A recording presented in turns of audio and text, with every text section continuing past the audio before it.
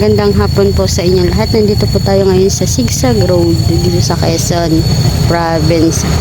May mga nagtatrabaho po dito, may mga mga nanay, lolo, lola na yung mga dumadaan ng sasakyan, binihingi sila ng mga bariya, yung mga nagbibigay. Yan po. Dito si nanay. Ito si nanay, oh. Nanay, sino po yung pangalan nyo po? Ligaya. Si ate, si Nanay Ligaya. Ilang taon na po kayo? 75 po. Ilang taon na po kayo nagtatrabaho dito, nanay? Mga 20 years. 20 years na po? Wala, tagal na po pala.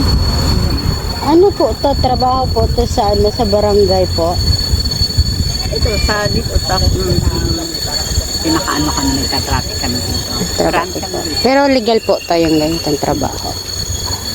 Pero kasi marang mga outsider. May outsider din po. Marami.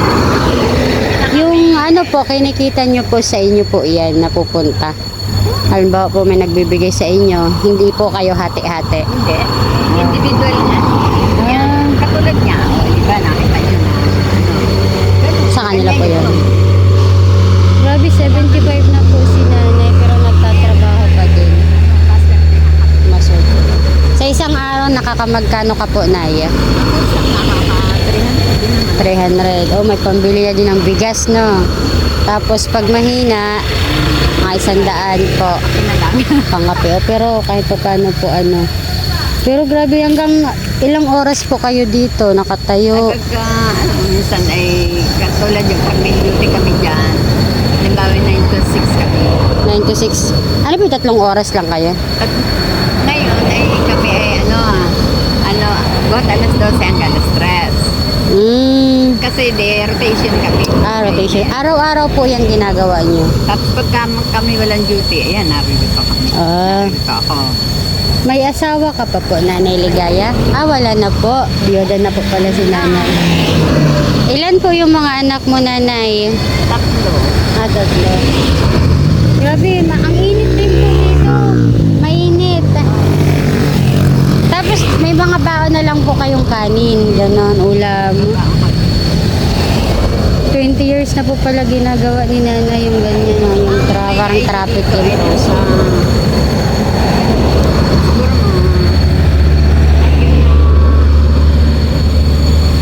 Hindi ko matandaan na ngayon kung ilan na. Dati ako, kasi ang aking idea ay nasa 50 na eh. Kasi dito lang ako parang nag-legal din. Dito ka na po parang lumaki din, no? Saka, taga dito po talaga si Nanay Ligaya. Marami po yung parang nagka-traffic kahit bata po, no?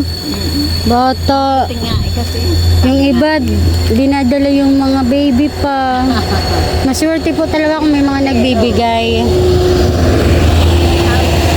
Minsan, nakakarami. kasi gusto rin naman nila dyan. Opo, kasi malaking tulong din po yun eh. Itong lugar na ito, napakalaking tulong sa amin. Opo, itong lugar na. Kaya ito ay, kaya nga sabi nga ng iba, bakit daw hindi tinutulungan. Pero nay, may po, sahod po kayo ng barangay nito? Wala Kasi, po. ate, pagka kami ng sahod, may limit na ang tao. Po nga po. Tama. Hindi pwedeng yung rumble na ganito. Oo, kasi ang dami din po, simula dun sa taas po. Buhat doon, hanggang dito. Opo, hanggang doon sa taas. Taga saan ang lugar yun. Oo, may mga outsider na Kasi din. nga natuklasan nila na mabubuhay dito. Opo. Pero tiyaga po talaga, no? Kasi ang init, ganun po. Yan po, ganyan yung ginagawa ni nanay araw-araw po. May mga mababait na nagbibigay. Yan po. Tiyaga lang po talaga si nanay. Dito lang po kayo nakatira sa baba. Yan po. Bigyan natin si nanay ng 200. Pasensya na, nay, ha? Yeah. Hindi, okay lang po yan. Para sa inyo po yan. Kasi alam ko po nakakapagod po yung trabaho nyo eh. Araw-araw dapat po ngayon. Nagpapahinga lang po kayo sa bahay nyo eh. Pero ito si nanay, lakas pa din. Salamat po, Nay Ligaya. Ingat ka po palagi, ha. Palakas po. Welcome po. Salamat po ulit. Ingat. Yun po, nakausap natin si Nanay Ligaya. 20 years na po pala siya nagtatrabaho dito. Sa nagka-traffic sila. Parang traffic enforcer po. Nagbibigay naman yung iba daw hindi. 300 daw po yung kita nila minsan po pag matupad 100. Yan, malaking tulong nga daw po sa kanila itong trabahong to, kasi kung wala daw po silang trabaho ng ganito, wala din daw po silang makain. Ayun, maraming salamat po ulit. Ang dami po nagaganito doon pa sa taas. Nandito sa Sigsag Road. Yung iba daw may mga outsider.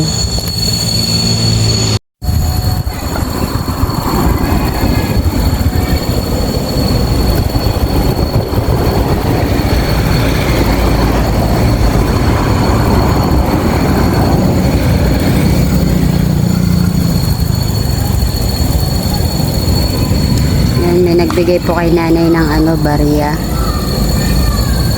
Tapos doon naman sa unahan, mga bata po. Yan si Nanay Ligaya. 75 years old pero nagtatrabaho pa din po.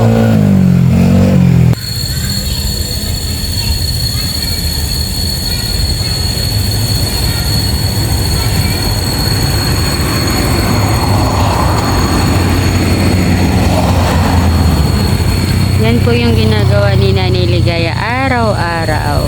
Yan. Dito po sa Quezon Province, sa Sigsag Road, sa Bitukang Manok. Hanggang dyan po yun sa taas. Ito po ay napakagandang lugar. Yun, may nagbigay kay nanay doon. May nagbigay, may huminto na sasakyan. May mga bata. Napakalaking tulong din to yung ginagawa nila, tapos yung mga nagbibigay. Kasi yun nga, sabi ni nanay, binibilan nila ng pagkain, bigas, asukal, kape, and pang araw-araw po. Kaya maraming salamat po sa lahat na dumadaan dito at nagbibigay sa mga nanay na nandito, kusang loob na nagbibigay. Maraming salamat.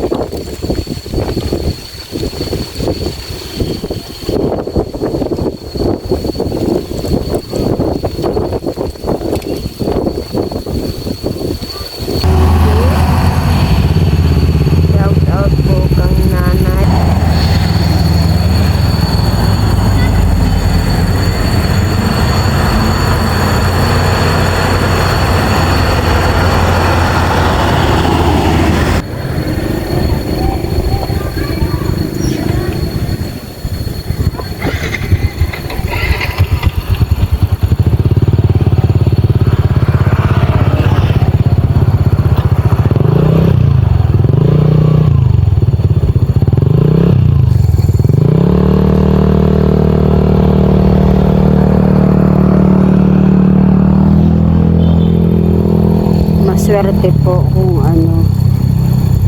nakaka 300 po sila ng isang araw.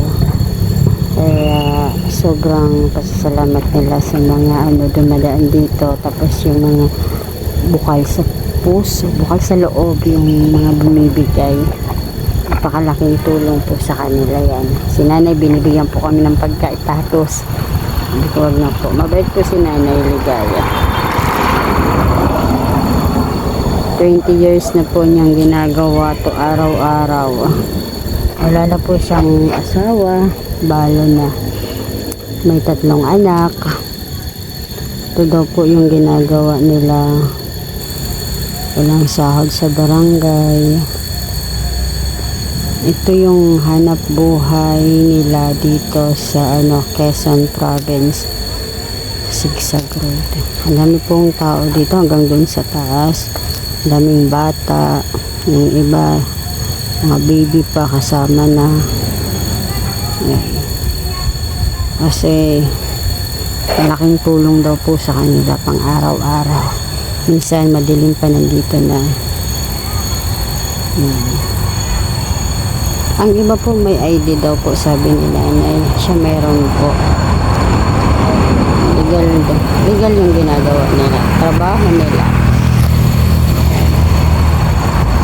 Swerte po pag may mga dumadaan tapos nagbibigay ng mga malalaki. Napakalaking tulong po nun.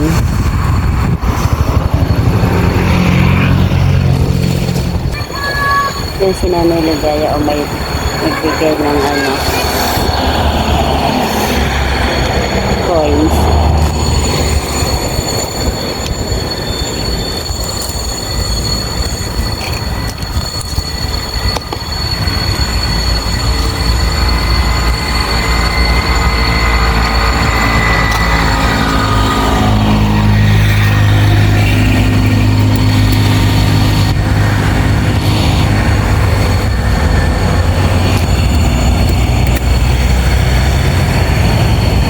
Kumakain po siya ng chicharia. Baka po nagutom na. Binibigyan po ako. Sabi kasi hindi na po ngayon.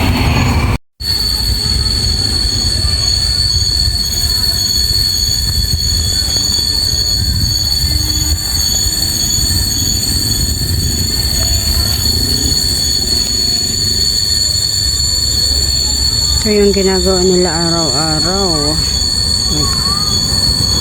May mga kasalitan din po sila.